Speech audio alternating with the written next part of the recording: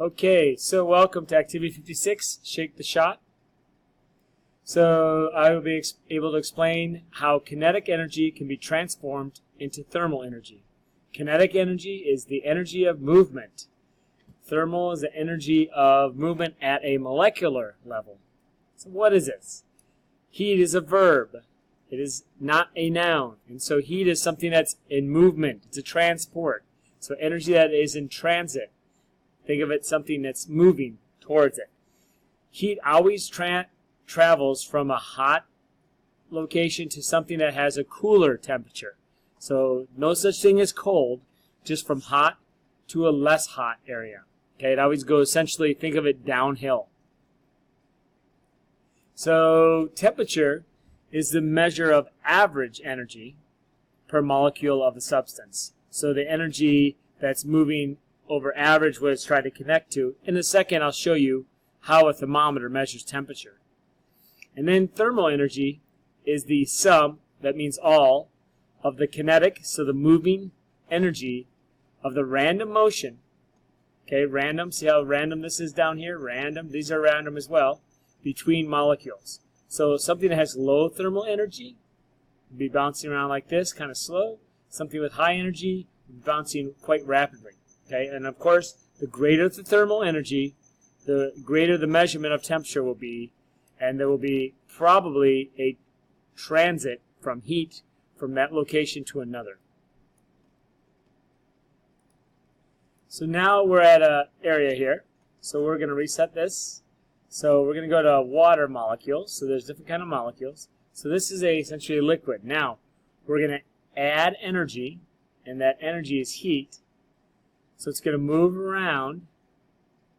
You're going to see the transit, which is the heat, is going from the flame towards the can, into the can. So the heat transfer is from the flame to the can. What happens to the molecules as there is more heat transferring into the can? Yes, higher, greater speeds of kinetic motion and random motion. And notice how spread out they become. This is a gas, so water would be a water vapor at this point. Now, if I want to do vice versa, and you'll see the thermometer is reaching to the highest potential. If I put a cool, what happens now? Which direction does the heat go now? The heat goes from the can down into the ice to melt it. So remember, there's no such thing as cold, just the fact that there is heat being absorbed into the ice to melt the ice. And what happens to the molecules? As you see, the molecules are starting to slow down. It takes a while. There is a delay, but you can see it's going from a vapor and starting to turn into a liquid again. Okay? All right, so let's understand what this thermometer and how that works now. So a thermometer measures the average change. So here we have a thermometer. The blue represents the water here. The gray represents the glass layer. And then the red represents the alcohol in the thermometer. So basically a thermometer has essentially a kind of rubbing alcohol that has kind of a red dye in it so that we can see it. Okay, so now we're going to add heat. So we got a heater here. So heat is going to go into the water. That's going to move that way. And then the heat is going to go from the water into the glass. Now how that happens, let's watch.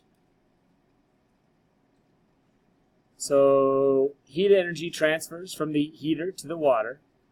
The water particles start to move faster, greater thermal energy.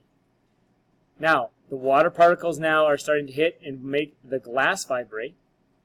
And as the glass vibrates, it will start to begin to vibrate the rubbing alcohol. As the rubbing alcohol starts to vibrate, getting more energy, essentially that makes it expand, and it will rise up to take the more room it needs as it expands and gets more energy. So the heat goes from the heater to the water, from the water to the glass into the alcohol. So now we're going to remove it. Same idea. Now this explains why thermometers take a minute to slow down. So notice that the water is cooled down, but it takes a little while for it to, the glass particles start to vibrate slowly. And then finally the alcohol in the thermometer will start. So that it just takes a little bit longer. And that's why you have to wait until the thermometer is stopped moving, until that's when you take the temperature. So hopefully now you understand how these all relate, from thermal energy to temperature to what heat is.